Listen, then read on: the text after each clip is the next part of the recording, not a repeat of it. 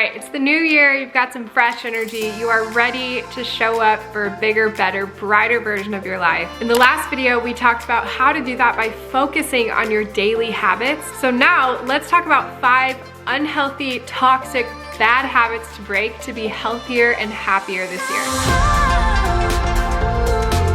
Hi guys, welcome back. I'm so glad you're here. My name is Mollie Mason. I'm a holistic nutritionist and I am on a mission to help you feel amazing in your body and show up for your brightest life. If that sounds like something you want to do, I've got lots more encouragement where this came from. Make sure you subscribe for more. All right, let's just get right to this. Let's cover 5 bad habits to break this year. Make sure you stay for the last one because as a nutritionist, it's definitely my favorite. But let's start here with number 1. First bad habit to say goodbye to this year is negative self-talk. We tend to think that the harder we are on ourselves, the more we can get ourselves to what we want. That's just not true. You've heard me say it a million times, you cannot have the things that you want until you get your mind right. Being mean to yourself, talking down on yourself, these things are not productive. Not only does it not get you anywhere, it also wears down that self-image, that identity that is at the core of who you are and the actions that you take throughout the day. So if you think you're going to achieve the body you want by just hating yourself into it, it's not true. It's not gonna happen that way. You need to come from love, you need to come from acceptance,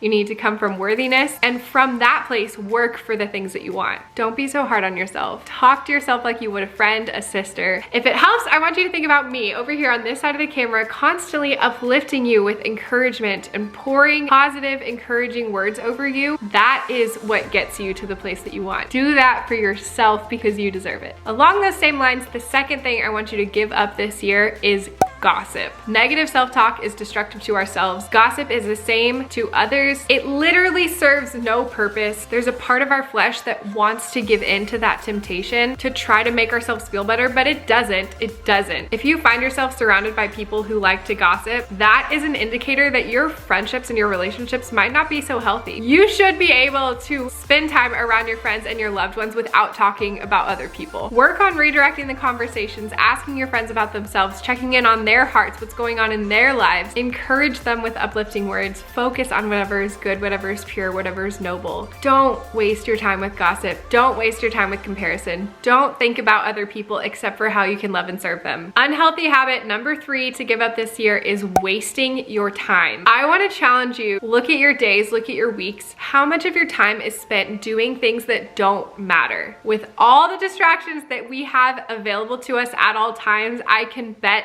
that it's probably a lot. And here's a very, very important disclaimer. I want you to know rest is not wasteful. Things that fill your soul are not wasteful. This does not mean that every hour of your day has to be productive in the conventional form. Rest is productive. Exercise is productive. Reading is productive. Being around loved ones and nurturing your relationships is productive. But get real with yourself and look at your day and really get critical on where time is being wasted.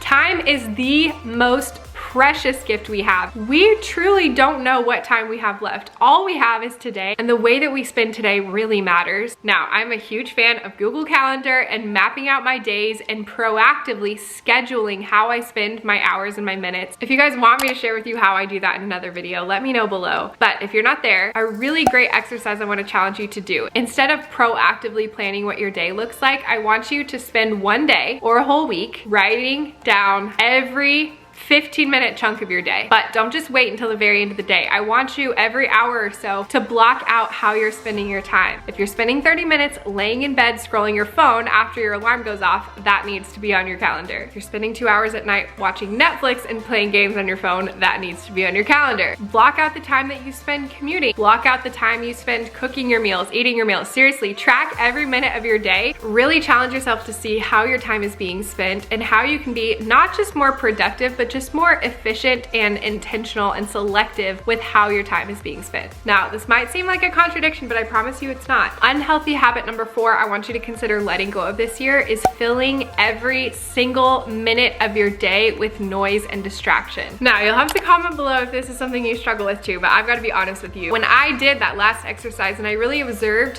how I was spending my days, I realized that I was constantly reaching for a stimulus. If I'm driving, I turn on a podcast. If I'm going on a walk, I turn on a podcast. If I'm blow drying my hair or doing my makeup, I turn on a podcast. Podcasts are a theme here for sure. And here's the thing, podcasts aren't bad. I love to learn, I love to consume, I love to connect. But I just realized that it was that discomfort with being still and being quiet and listening to my own thoughts and being with myself that made me reach for those things. It was honestly really holding me back from having peace and stillness and calmness and this like steadiness with myself in my life. When I constantly fill my brain with stimulation, I am so much less creative. I am so much less in tune with myself and my body. I often miss my hunger cues, my fullness cues, just my awareness of how I'm feeling. I have a harder time turning my brain off at night. I have such a hard time focusing, and that is not how I want to feel. That is not how I want to thrive. That is not what it looks like for me to show up for myself for my brightest life. When I really look at what that looks like, it looks like me being focused, being sharp, being productive, being efficient, being creative, being connected with myself and with God. And when I'm just drowning myself in stimulation, even good things like learning from podcasts or audiobooks, I was just starving myself from the opportunity to have those moments, to connect with myself, to have that stillness, and to have that deep rest that comes when we allow our brains to rest, not just our bodies to rest, but truly our brains and our hearts and our souls. So I really want to challenge you to ask yourself, how much are you doing that in your life? How much are you reaching for that stimulation to distract yourself from those quiet moments? Maybe see what it feels like to go on a walk and not listen to a podcast, to drive in your car and turn on some music instead of something to learn from. I honestly think you'll notice a huge difference. And our final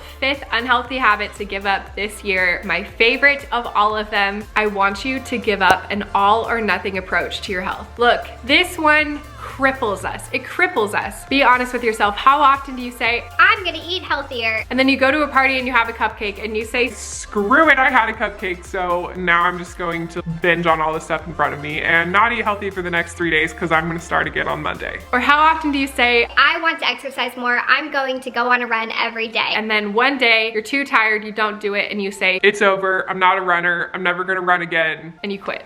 I mean, seriously, this all or nothing approach, this black and white mentality that we take to health, to nutrition, to eating, to wellness, to all aspects of our life, really. It's so toxic, it's so unrealistic, and it's so unproductive. Friend, perfection does not exist in your life. It never will. There is no room for it. It is not possible. So when you chase perfection, really all you're doing is holding yourself back from making the progress towards actually getting better, getting healthier. When you say that you'll only be healthy if it looks like this perfect vision of what you think health looks like, and when you can't achieve that, you're instead going this way and just making horrible, unhealthy choices. What if you lived somewhere in the middle? What if when you did eat a piece of cake or have some chocolate or take a rest day, what if those were a part of your goals, a part of your expectations for yourself, and so they didn't set you back? What would it look like to be realistic in your standards for yourself? What would it look like to nourish yourself from a place of love and acceptance and not perfection? Stop holding yourself back from making progress by chasing the thing that you'll never have. Focus on the little things, focus on your daily habits, focus on those things you can control, you can take action on. Be realistic in your expectations from them and celebrate those victories along the way. Okay, here's the thing. I know I just talked about 5 bad things you shouldn't do. I truly believe the best way to quit bad habits is not to obsess over them, not to focus on them and not doing them. It's instead just to naturally crowd them out with